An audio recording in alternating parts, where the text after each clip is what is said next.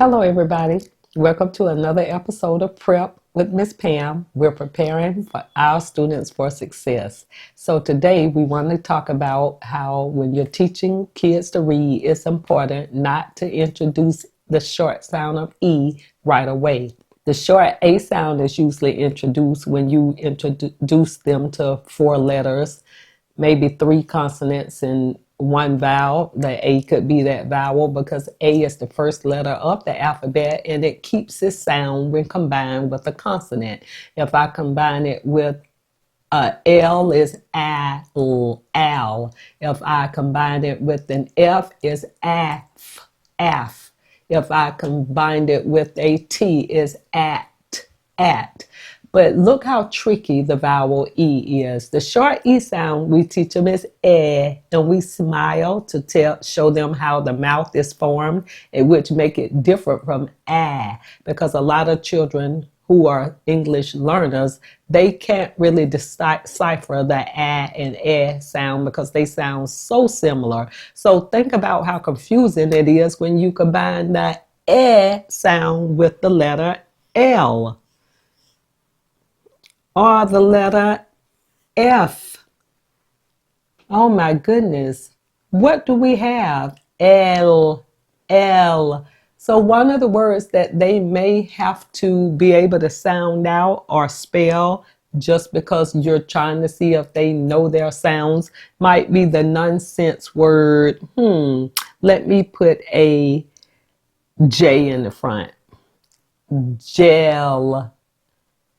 Those students have no idea that the vowel E is even in the word, because when they're first coming into school, they're learning the letter names and the letter sounds.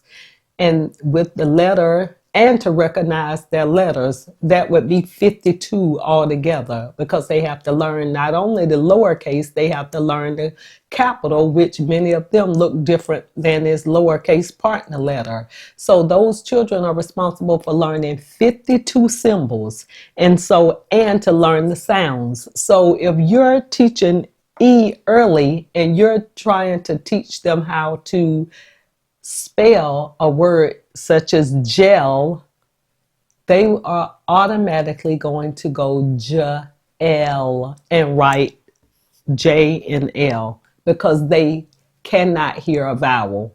Even if you taught them E says eh, it's very hard for them to understand that that word has a S sound in it. Same thing with the word, I'll say shelf. To them, that would be shelf, because they're still not understanding the difference between letter names and letter sounds, because some letters do sound like their names. So do not introduce the short E to beginning readers who are learning how to segment sounds, which mean break sounds apart to spell them and read them. If you look at any evidence or research-based reading program, the vowel E is not taught at the beginning of those lessons. It's important to understand the science of reading as we teach our scholars to read. And remember, we're going to build a nation of readers. Thank you for joining and have a great day.